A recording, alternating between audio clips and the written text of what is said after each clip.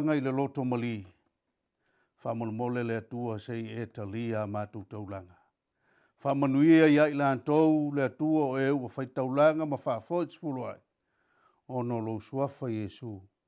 Amen.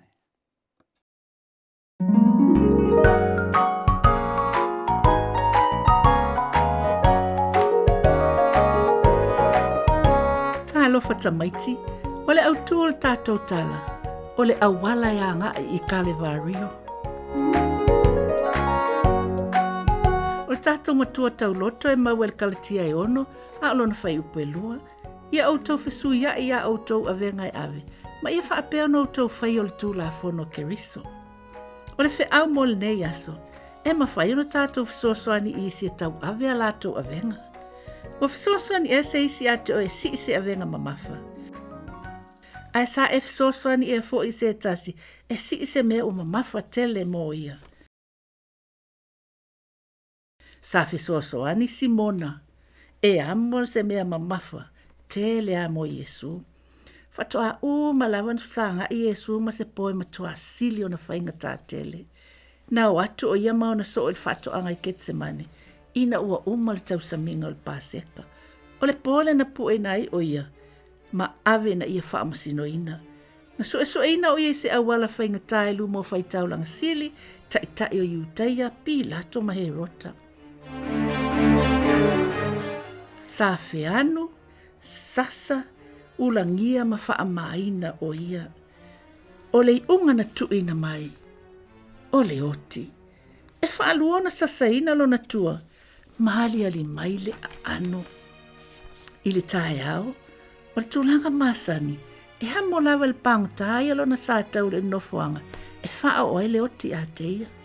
Ina ua ave ese la Yesu mai le whale whaamasino, sa wha e atulo na sātau e lunga lo na tua, o lo lawa toto.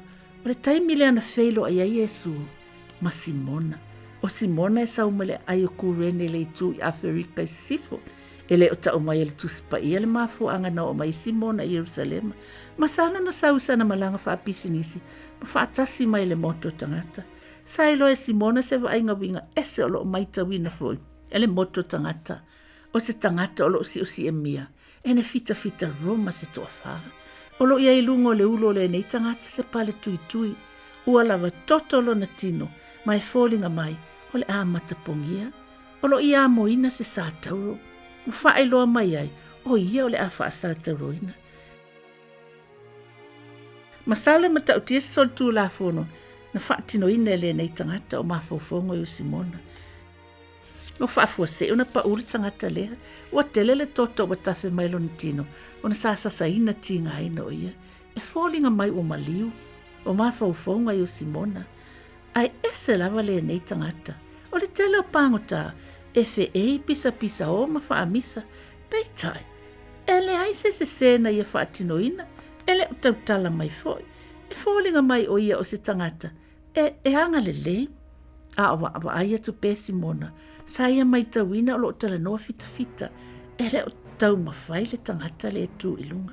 Sa langona le alofo Simona le tangata le nei.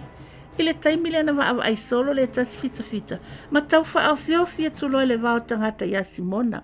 Sau e amo le sa tauro Yesu. Sau si tai Simona, a wai wha alongo tangata uma e fita Roma. Wa si ilunga Simona le sa tauro. Masa vali loa, e mamafu le sa tauro. A tonu mtua ofo Simona pe ma whai wha pe fese tangata. Sa saina tinga aina, o na amo le nei sa tauro masa vali. Ai mai se ai, e le pu le hala I le nofuanga e whaasata roi. E mana na o tangata wha o sala, ia matua tinga aina manangona e tangata pango tale maa. Wa o fia o mawhai ona o fisosoani a teia. E le mawhai ona o suia le whaasalanga wa tu ina mai. Ai sa o fisosoani a lona sa tauru. E le tau mate na wa ai Simona o tui a ao Yesu le sa tauru.